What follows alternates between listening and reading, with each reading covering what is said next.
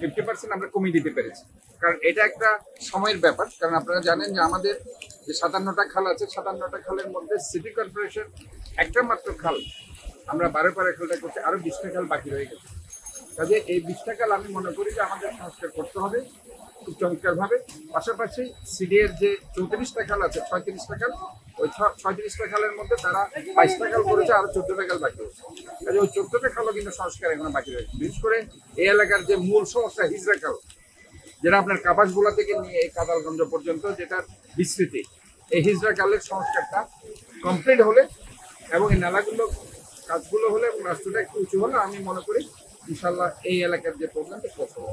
কারণ আমি আমার দৃষ্টিতে যেটা বুঝতে পারছি, তো বর্ষাকাল শেষ হলে আমরা রাস্তাটার কাজ ধরবো আর নালার কাজটা আমাদের চলতে থাকবে। আমি এখন দেখে গেছি নালার কাজ আমরা চালাবো, আর খালের কাজটা চট্টগ্রাম উন্নয়ন কর্তৃপক্ষ কাজ চলছে, চলমান আছে, এবং আশা করছি সেটা আমরা একটা দৃশ্যমান রেজাল্ট আমরা পাবো। তবে এটা আমি আশা করতে পারি যে আগে যে বদরহাট, মুরাদপুর, বিশেষ করে মির্জাপুর এলাকা এবং মুরাদপুর এলাকাতে যেখানে পানি উঠতো, আমরা ওই যে নালার উপরে আমাদের যে মার্কেটগুলো ভেঙে করেছিল আগে যারা ছিল দায়িত্বে, এগুলো ভেঙে দেওয়ার পর থেকে ওই সাইডে আমরা জলজটটা কিছুটা আমরা মিনিমাইজ করতে পেরেছি অনেকাংশে। ওয়ালটন এখন দেশের সীমানা পেরিয়ে পৌঁছে গিয়েছে 50টিরও বেশি দেশে।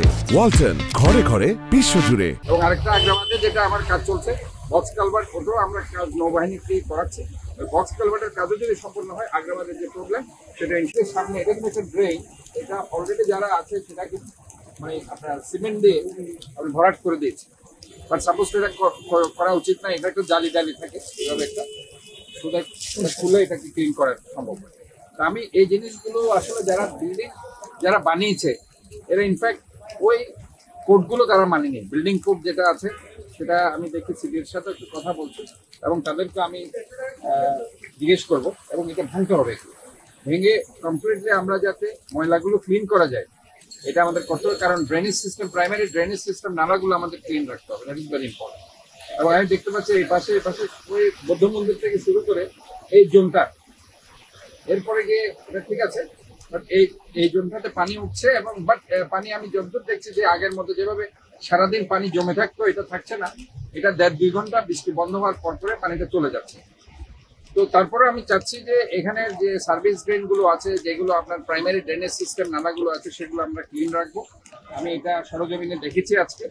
তো এটা আমি আমার যে প্যানেল এক্সপার্ট আছে তারাও আসবে, এসে এই কাজটা আমরা দ্রুত শুরু করব। আর এই জায়গাটা একটু নিচু আছে, রাস্তাটাকেও আমাদের একটু উঁচু করতে হবে। আমি যেহেতু ধরেন এগুলো তো আমার নিজেরই এলাকা, আমার ছোটকাল থেকে বড় হয়েছে এখানে।